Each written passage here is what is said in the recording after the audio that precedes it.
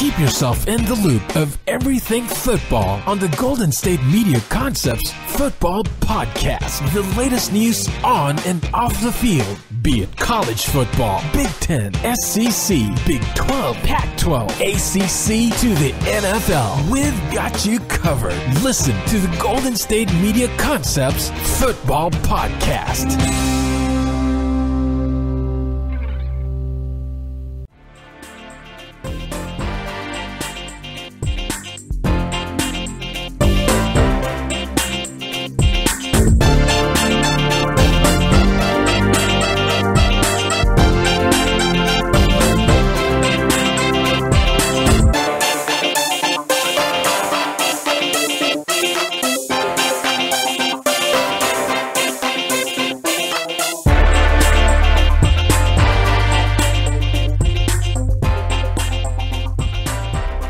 Hello, everybody, and welcome to the GSMC Football Podcast, brought to you by the GSMC Podcast Network. I'm your host, Jeff Malinoff. Got some news and more news. We got Kyler Murray's height and weight and hand size all figured out thanks to the Combine. And what does that mean for his future draft stock projections? Also, D. Ford and his comments about his offsides penalty that legitimately cost the Chiefs a chance to go to the Super Bowl.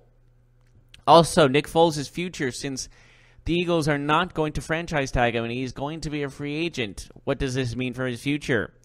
As well as going back to the Chiefs, they're also putting one of their most notable defensemen on the, let's just say, the trade block, or up to trading him, in Justin Houston. And also some more guys that are looking to be possibly traded, which we will definitely check out. And we will look at even all the QB markets. While we'll talk about Nick Foles and his free agency, we'll talk about all the QBs available in the market for this offseason. But first things first, Kyler Murray, his height has been released. It's been announced. It's been measured. It's been official. He's not 5'9". He's not 5'8", but he is 5'10" and 1/8 inch. Yes, he is in the 5'10" range. He's in roughly the same height as Russell Wilson. So that puts a lot of question marks about his potential in the NFL kind of at ease almost. Because if he was shorter than 5'10", I think he would not be drafted as like the first quarterback drafted. I think there'd be at least one or two picked before him. I think that would put Dwayne Haskins as the number one quarterback prospect going into the draft if he was under 5'10". But he's not. And I think that moves him to the number one QB prospect slot, regardless of anything else. Just based off his talent and his Heisman Trophy winning season and his ability and all this, and his arm is great and he's accurate. He's good on the run. So with that, I say I understand why he's going to be. I think I would put him as the number one quarterback prospect right now for the draft. Him or Dwayne Haskins. But if you're looking at who would be the best fit for each team, like I said in one of my mock drafts that Jacksonville would trade up to the 5th pick for Tampa Bay's pick, obviously, and would exchange probably like their first-round picks, obviously, maybe a 3rd or 4th. And maybe a conditional pick or a future pick in consideration. Who knows what they would do. But I think they would just try to jump and get Murray over the Giants, because I think the Giants are going to draft a quarterback. They need to draft a quarterback. I've already said my piece on that, just based on the fact that when it comes to the quarterback position, you need to marinate them. You can't just throw them into the fire. A lot of guys will not be ready. It's not like they're mentally or physically not prepared. They have the talent for it, of course. But I think it's just getting used to how the faster pace and how more intense the game is on the NFL level compared to the college football level, because you're not just playing collegiate athletes anymore that might not play another down of football after college again. You're playing guys who are getting paid millions and millions of dollars to play football at the highest level. So it's not going to be the same as college, not by a long shot. So I say if you're the Giants, and it sounds like they're keeping Eli Manning. It sounds like Pat Shermer, the head coach, says that he's our guy. if you don't draft a quarterback, you don't let him be a backup for about a year. Just do like it's basically a Patrick Mahomes type of thing where he's behind a certain quarterback. Doesn't have to be an amazing quarterback like Aaron Rodgers with Brett Favre, but regardless, just keep him on the bench for a year, keep him as the backup quarterback for a year, and then put him into the game. And, I think it'll work out even better. That's how I see it at least happening. I think that's what you need to do in order to get a successful quarterback in the draft. There's a very limited number of quarterbacks in the history of football that really come off right out of college and become the best. So I think it's all about giving them time. It's all about marinating them. I've said my piece on that before, and I think it's mainly going to be a big concern when it comes to Kyler Murray. I think Kyler Murray needs to marinate more than anybody. But I think he has the biggest upside than anybody else, too. Even than Dwayne Haskins. But Dwayne Haskins still has a huge upside himself. So I see those two as the top two quarterbacks in the draft. And I feel like whoever goes to New York and becomes the backup there, their future will be a lot more brighter than the others, just because you're not only having a year off to prepare like Patrick Mahomes did, you also have Saquon Barkley behind you. You possibly will still have Odell Beckham Jr., depending on if he gets traded or not, because those are always going to be rumors rampant from now until maybe he gets traded or he signs or he stays with them. Who knows what officially is going to go down with that. But you can possibly have a good team around you. I mean, there's still tons of possibilities that can go down, and I think the potential could be a lot better when it comes down to if you play for the Giants. I mean, the Jaguars are great too. I'm not taking anything away from it. I think they have tons of potential as well. But I think it comes down more to along the lines of just supporting cast around you seems to be better in New York than it would be in Jacksonville. That's just how I see it, at least. And then with Jacksonville, I think the Blake Bortles, I think everyone knows that the Blake Bortles era is over there. And so whoever they draft are going to be the starting quarterback. I really think that's what's going to go down. And with that, I see then you look at Miami, or you look at, I was thinking about this. Miami might be moving for Ryan Tannehill, so that's one thing. But, I didn't think about this until now. Cincinnati has Andy Dalton still. And it seems like he's done in Cincinnati, but what if they draft a quarterback and basically do a year? Do exactly what you do with Patrick Mahomes in Kansas City and do what you should do in New York. Give him a year as a backup to marinate. Have Dalton play this year. Again, it doesn't have to be like this amazing quarterback that has to back up. It just seems like this is a year of improvement for the other players on that team. And then Cincinnati has the starting quarterback for next season, a one-year guy, and he could have the potential of being a Patrick Mahomes type player. Like, why wouldn't he? Like a Drew Lock could have tons of potential after going into this season. Or a Daniel Jones, for that matter. Like, there's tons of other possibilities that could go down if you give him a year time. I cannot stress enough. I'll say it over and I'll say it over and over again until the beginning of next season. And if someone does it, they should give them a year off. Do not throw them into the fire right away, because throwing them into the fire usually leads to disaster. And it's not the player's fault. Sometimes they're just not ready. It's just the facts of life. And it's also sometimes not even that. It's also the facts of, just in general, letting them get ready, letting them prepare for a higher level of football. But again, this is totally my opinion. And with that, I say also, just we'll see how everything goes down. And honestly, if you're looking at the worst spots, I hate to say that also, but it's the worst spots, like Jacksonville, because they're going to be starting wide away, or Miami, who've already admitted they're going to be losing out. Well, it sounds like they're already calling it quits. So that's just how I see those as two potential disasters waiting to happen. So it's really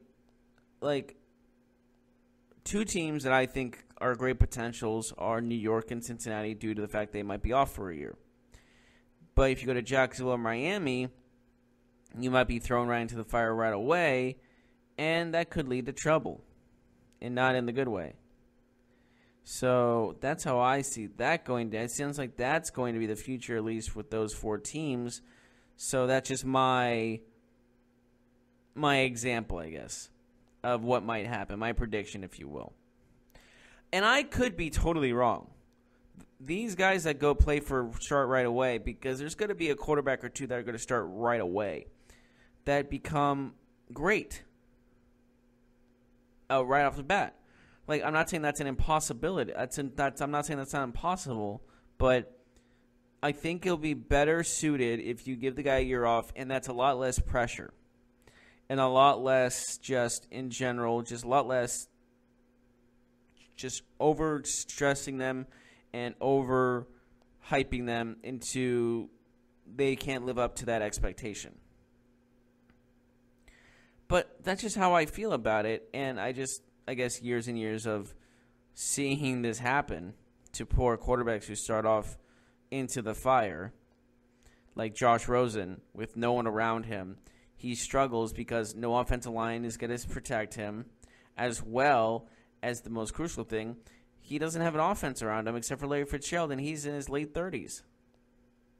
Nothing against Larry Fitzgerald. He's still playing great. I'm not taking anything away from him, but you can only do so much when your running back David Johnson is not over half the season with injury and doubtfulness, and then you have nobody behind you. You have no tight end. You have no other helpful receivers that can come and clutch for you when you need them.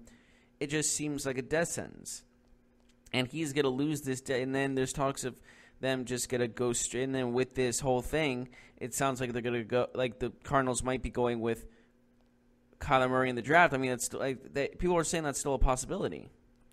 So Josh Rosen is really getting cheated out of the starting position here, if that's the case, because I wouldn't give him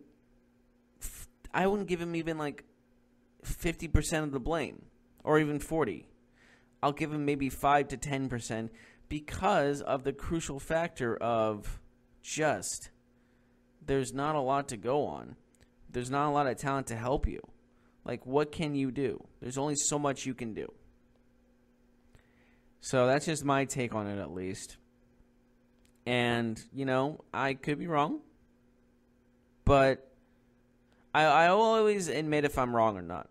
Like I said, I thought the Patriots were not as good as they were this past season because just of, in general, how the whole team played. But then you look at they went to the Super Bowl. They won a Super Bowl. Regardless how they played in that Super Bowl, it doesn't matter that situation. It doesn't matter there. But how they got to the Super Bowl, they proved me wrong. And I admitted it. I even picked them to win the Super Bowl because they made me look bad in the AFC title game, in the divisional round, and whatever else game they were in. I always counted them out of it. But they kept proving me wrong, and I had to admit my mistakes. I'm not like it'd be Rob Parker, who keeps bashing them and saying Tom Brady no way no how is going to win a Super Bowl after 35. He's been to 3 in a row since then. So I'm never going to doubt the Patriots again until I'm proven otherwise. So that's just how my take on everything that's going down with that. But we are going to take a tiny, tiny little break. When we come back, we'll talk about Nick Foles and his future because we have some interesting news based on him. The Eagles will not place a franchise tag on him that many thought they were going to.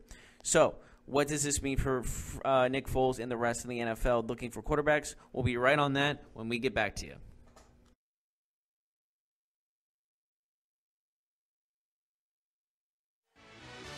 Are you looking for help for your fantasy football team? Check out the GSMC Fantasy Football Podcast. Get today's best advice on who to start, who to sit, even who you should draft. From sleeper picks to red hot lineups, they got it all covered for you. That's gsmcpodcast.com/fantasy-football-podcast. We'll cover traditional leagues, dynasty, PPR, even IDP leagues. When you need fantasy help, there's just one show to hit up. Don't forget to like them on Facebook and follow them on Twitter. Visit gsmcpodcast.com for more info.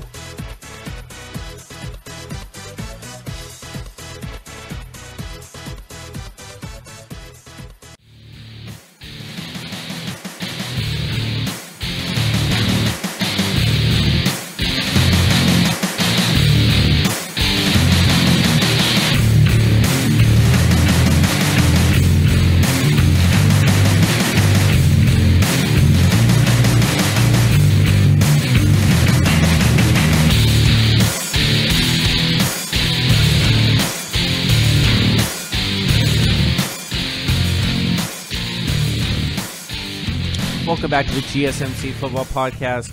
I just got some word. Not only is Nick Foles going to be a free agent not being franchise tagged, multiple big-name Rams are going to hit the market, as the Rams will not use their franchise tag, letting Ndamukong Suh, Dante Fowler, LaMarcus Joyner, and Roger Saffold test free agency.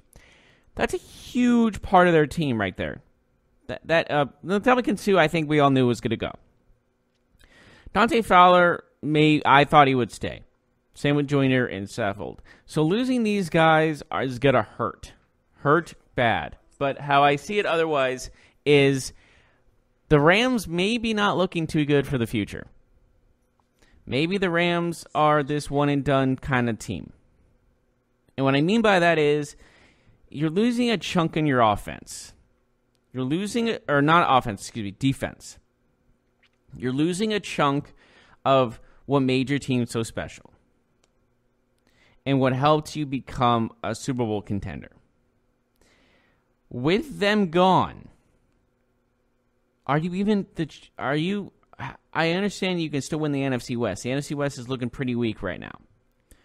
But with the return of Jimmy Garoppolo, Jerick McKinnon, the Niners are still looking like a contender for the NFC West, with that potential. I don't think you can count them out until the rest of their injuries come in. To be honest, I think the only reason they really fell off the market was because of the fact they got so many injuries. I don't think there's any denial in that. But regardless of that, I do see it being that this team might not be back in the playoffs. I mean, there's a possibility. There's a good chance they'll still win the West. I'm not taking that out. But making a run like they did, averaging 33 points a game, being one of the top offenses in the league, the top offense in the league at one point, and having a stellar defense to boot, and losing a chunk of that defense that made you so good, it just shows how this was such a short-minded season, a short-minded win-now kind of thing for the Rams. I can't take anything away from that because there's so much to go on based off, they're in a win-now mode. They're not in a win for a good period of time. So that's my only concern with the Rams. I think the Rams might not be as good as everyone thought they were. So with the losses of these guys testing for agency and most likely these guys not re-signing with Los Angeles, and do they go from the number 2 seed in the NFC, second best record in the NFC, bye week, home field advantage, getting into the Super Bowl, home field advantage in the divisional round, not in the championship game, obviously. But I don't know. I just don't see the Rams going back to honestly, if they win the division, I don't see them making it past the wild card round because I don't see them getting one of the best seeds. I don't see them getting a divisional bye week. I see them getting a wild card spot and losing in the first round if they get to that point. Because I know they still have Aaron Donald. I get that. They still have Todd Gurley. They still have a great offense. I'm not taking that away from them. But losing that part of the defense and kind of how Jared Goff was kind of exposed in the playoffs because he didn't play well throughout the entire playoffs. I didn't see anything special from him personally. I thought like C.J. Anderson and Todd Gurley had the game when they both went over 100 yards rushing, and when they couldn't do anything in the Super Bowl, that's when he crumbled. Without scoring one touchdown, they were held to 3 points. Like this is a 33-point average team. So seeing that puts you at a massive doubt in your mind. Like, is this team as good as they should be? But I don't know. But moving on from that, Nick Foles is being a free agent as well. And I think he moves to being the hottest quarterback free agent in the league right now. He's going to be the biggest commodity. And with that, it just looks to me like now the question remains, where is he going to go? Because wherever he's going, 99% chance he's going to be the starter. So where does that lead him? Does he stay in the NFC? Does he go to the AFC? Let's just look at all the teams that need quarterbacks. We'll just start with let's say the Redskins, because now he can go there because he's not going to get traded there. He's a free agent, he can go wherever he wants, and these are the teams that now have a chance to sign him. The Redskins. Definitely, I would, even with the Matthew Stafford thing and with the Lions, why not the Lions give a chance at Nick Foles, you know? The Panthers are looking for a quarterback for this season. They might just sign him to a one-year deal, see how he does, and then trade him for a good draft pick or two. With, I think, especially the Jaguars are a team that's probably going to try to sign him. That would be a big deal, and they probably won't even draft a quarterback if they sign Nick Foles to a long contract. Definitely the Dolphins. The Bills and Jets, no. Just look at the AFCs at the moment. Bills and Jets, no, because they drafted a quarterback in the first round, so they don't really need to. Cincinnati is definitely an option. There's a lot of options here, so we'll see how all that plays out. But if I had to make a prediction for where he will sign or who would offer him the most money, if I had to pick who offered him the most money, I'll pick the team that signed Albert Haynesworth to a $100 million contract not too long ago. Yep, they're Washington Redskins. Do you remember Albert Haynesworth on the Redskins? It was a complete abject failure, and his work ethic was just embarrassing straight up, just how he was choosing not to do sprints or choosing not to work out and stuff like that, which is really disrespectful in my opinion. But just his work ethic and he didn't play hard. He didn't want to play. He didn't care. It felt like he didn't care to me, personally.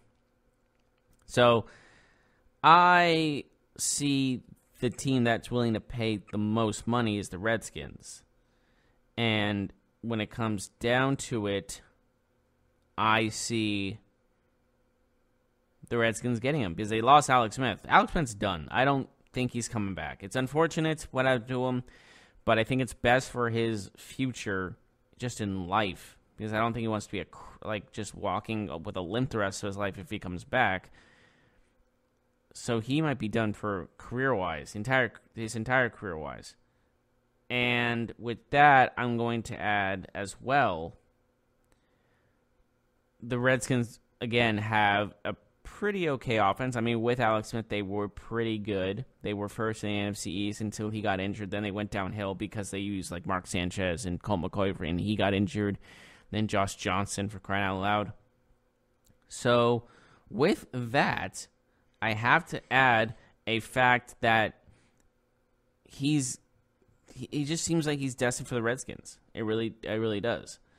But again, this is all assumption. This is all questions. We don't know what will lead to where. But regardless, to me, my guess would be Redskins. I'm going to stick with Redskins, and I'm going to stick with it. And if not the Redskins, if I had to choose another team, though, I would probably go with Jacksonville. But again, Jacksonville might be sold on the fact they'll get Dwayne Haskins or Kyler Murray, so they won't even draft a quarterback. Or won't even sign a quarterback because they'll have one in the draft, which will be the wrong move based on my assumption of giving them a year off. So we'll see there. But regardless, it seems to me those are the two. Maybe even Miami. You can add Miami to that list too, with potential landing spots for Nick Foles. I'm not going to take that away from him either. But overall, it's going to be very interesting. It's basically the Nick Foles sweepstakes, if you will. I think that's just how that's going to be played out, mainly. And overall, it just could be very interesting scenarios throughout the rest. But we are going to take another short break. And when we come back, we will talk about some other free agency options for certain what seem to be key franchise players on certain teams, as well as D Ford's comments about his offsides call that cost his team to go to the Super Bowl. I'll be right on that when we return.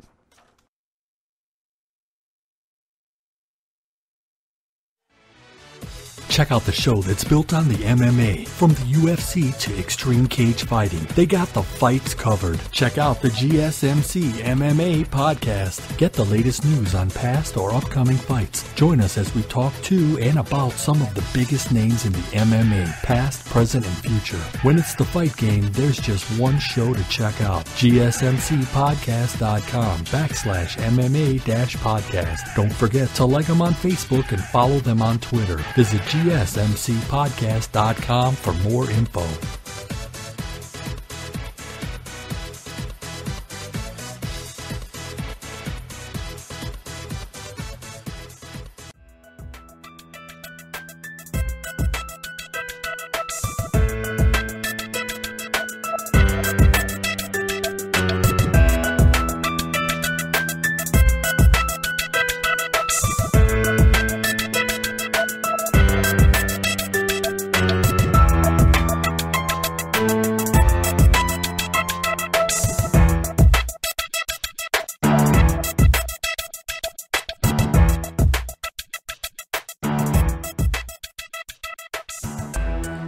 Welcome back to the GSMC Football Podcast.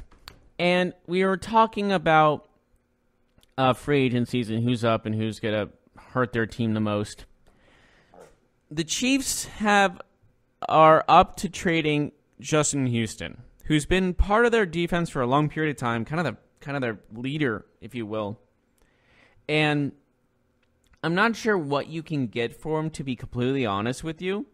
If you're looking more along the lines of draft picks, maybe. I'm not sure what they are thinking about when it comes to trading him. But he's been on their team for quite some time now. Been a key part. Well, they said they were, quote, opening. They were open to trade him. He is 30 years old. He was a third-round pick in 2011. Been a part of their team for that long. 4-time Pro Bowler. He was a first-team All-Pro in 2014. He was a sacks leader in 2014. But I thought he's been a big part of this team. He's like the leader of the defense, in my opinion. And trading him might take a blow in morale, honestly. But I honestly could be totally wrong on this. But, then you also look at D Ford, who has said that he's not going to let the offsides call that cost them a Super Bowl affect his way of thinking. And D Ford said, quote, if I had backed up an inch or two or a yard or two or something like that, they wouldn't call it. If he watches that game again and realizes how far he was off the line, it would not 1 or 2 inches or whatever how he said it is not going to make a difference of how bad he was offsides. He's got to be at least 3 yards or 4 yards offsides. So he's got to back up a ton in that situation. But granted, I do have to say in the facts that D Ford cost them that Super Bowl. I know he says it doesn't affect me and that's good anymore. With how it all ended in that AFC Championship game against the New England Patriots, I think this might get into his head still. I think it might still be something in the back of his mind. But again, it's one of those things where you got to move on from it. And moving on from it is a big deal and all of this, such and such. And I just, honestly, D Ford has a lot of making up to do, basically. That's just how I see it. But again, you look at like Justin Houston being traded. D Ford's going to be a free agent. They're probably going to re-sign him, if I had to make a guess. But again, I could be totally wrong in that circumstance. But again, he probably will still be a commodity just based off how that's going down. It's going to be interesting to say the least to see how everything goes. And when I mean interesting, I mean based off like the Justin Houston, they're opening to trade him, as well as D Ford being in free agency. But I know losing Kareem Hunt, if you lose both those guys, both Justin Houston and D Ford, I think that puts a huge impact on what the team can do next season. Can they still win the AFC West? Oh, absolutely. Are they still talented enough to get to the AFC Championship and possibly the Super Bowl? Of course. But still, regardless what happens, losing those key players is going to hurt your team one way or another.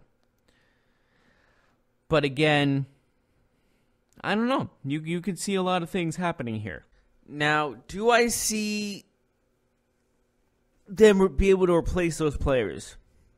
That's what the draft is for. I say when it comes to quarterback, you have to have them marinate for at least a year, even 2.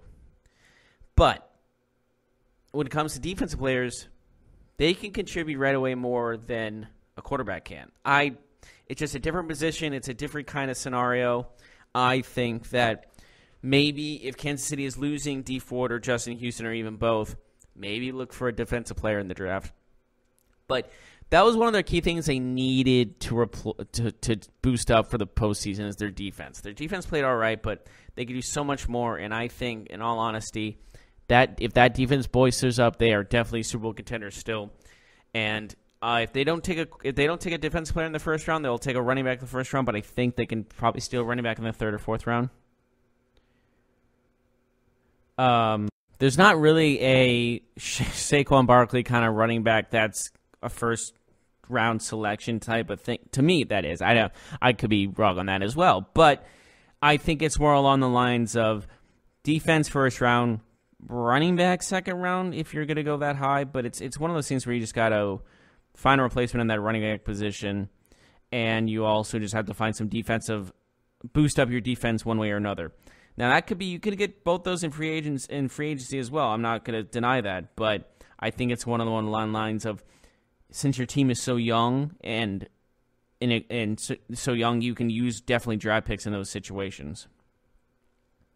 So, honestly, I think the Chiefs will be fine. I don't see it being that big of a deal in the long run. So, that's just my take on it. And then for the Bears, they put a very talented player on their team on it, opening to trading him. I think they put him on the trade block. I'm not 100% on that yet. Jordan Howard, who just had his third consecutive 1,000-yard season, is out for is available to be traded. It sounds like is open to be traded, which to me, I understand they have Cohen and he's a pretty good running back himself, but Jordan Howard has been a heart of their lineup for a good bit of time now. So seeing him gone would be a huge damper on that team, in my opinion. Because, I know they said Cohen, like I said. But, again, you can only... Having Cohen and Howard is a deadly 1-2 punch that are really underrated in the NFL. So that's how I see that going, at least. And giving him the opportunity to be traded, I think they should be getting something good out of the deal. If I had a guess, based off how this is going, there is a lot of doubt in how this whole system works, and a doubt in the ability of Jordan Howard, hence why he'll probably be going for a 4th or 5th round pick, or maybe even a 6th round pick if it all comes down to it. So there's still a lot of question marks to be had with the Bears, but honestly, that defense is fine the way it is. That offense just needs a boost, whether it's a receiver or a lineman to help out with Trubinsky to keep him at safe type of thing. Maybe they should trade up and get one of the top offensive lineman prospects. I'm not sure really what you do here. Because since this is such a highly touted defensive class, especially in the edge rusher position, you got to think about more along the lines of maybe you're in the right position. I know they gave up their 1st round pick for Khalil Mack, but they are in a right position to draft a pretty good offensive player with a 2nd round pick or a 3rd round pick or whatever they have, because of the fact of how deep this class is, both in the in the edge rusher position, just defensive positions in general. That's just how I see it, and that's how a possibility it could go. So that's my take on that, but honestly, I would not get rid of Howard yet, because, again, 3 consecutive 1,000-yard seasons is still impressive. 1,000 yards is 1,000 yards, In 3 consecutive 1,000-yard seasons, that's consistency. And in the running back position, you need consistency. So I'll let you be the judge, my lovely viewers, on that take. If you want to let me know, just Instagram or tweet me at Jeff Malinoff. Both are at Jeff Malinoff. Just a little plug there. But again, moving on from that, there's also I just want to take a quick look at the entire QB market for 2019, because it is it's actually a pretty deep list, which is actually quite surprising, all things considered. So I want to read off just who is available when it comes down to this market. I'll start with this. The 2009 market, the top free agents: Nick Foles, now officially, Teddy Bridgewater, Tyrod Taylor, and Ryan Fitzpatrick. Nick Foles, you've already discussed about. Teddy Bridgewater is still young. I know he's coming off an injury that almost cost him his leg, to be honest with you. But what you got to look at is he's still a very talented quarterback, and he can win games. I think if he stays with New Orleans, they'll be fine after Breeze is gone. But if they're not going to take him, then someone should be chomping at the bit for him. Then you look at Tyrod Taylor. Yeah, he's had mainly a lot of downs, but he still has a lot of ups. And you can take a chance on him. Definitely a good idea for a backup signing, too. Why not? And Ryan Fitzpatrick has proven he can win games, and he's capable of throwing for 400 yards. He's done that this year. So with that, I say don't be so low on that man. And when I mean low, because, honestly, I would have him over Jameis Winston. I really would. And I know why the Tampa Bay Buccaneers chose Winston over Fitzpatrick, basically. And that's just because one was a first overall pick, and that was Jameis Winston. One was Heisman Trophy winner, Jameis Winston. One is a national champion, Jameis Winston. So it makes sense why they kept him over Fitzpatrick, the Harvard 7th-round pick, I think he was. So it makes sense in that aspect. But, I think that people should really look at Ryan Fitzpatrick and look at him as a potential starting quarterback in the NFL, if you need one. I won't say that he'll be your franchise, but he can win your game. He can win some games for you. That's just how I see it, at least. But we will take another quick, short break. When we get back, I will actually, now with Kyler Murray being 5'10", I will now ask a very important question that needs to be asked. And we'll be right on that when we return. Check out the show built around the women of MMA. From the UFC to the extreme cage fighting, we got the fights covered. Listen. It's the Golden State Media Concepts Women's MMA Podcast. The latest news of upcoming fights, discussions of previous matches. Join us as we talk to and about the biggest names in women's mixed martial arts, past, present, and future. When it's the women's fight game, you know where to listen to. The Golden State Media Concepts Women's MMA Podcast.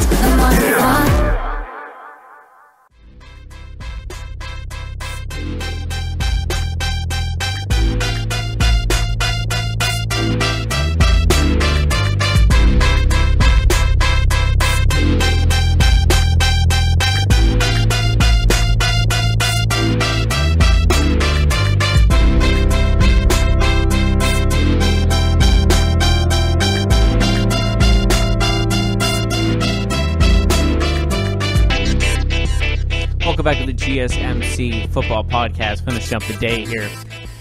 I was just looking at a preview of the HBO's The Shop, which has LeBron James and Antonio Brown on it, and Antonio Brown's just talking like, oh, he was saying like everyone's saying he's a distraction. He was just like saying I'm just a 6th round pick out of Central Michigan, which is true. And 3 contracts later and stuff like this, and honestly, I don't think he's the distraction. I think he's just his own personality.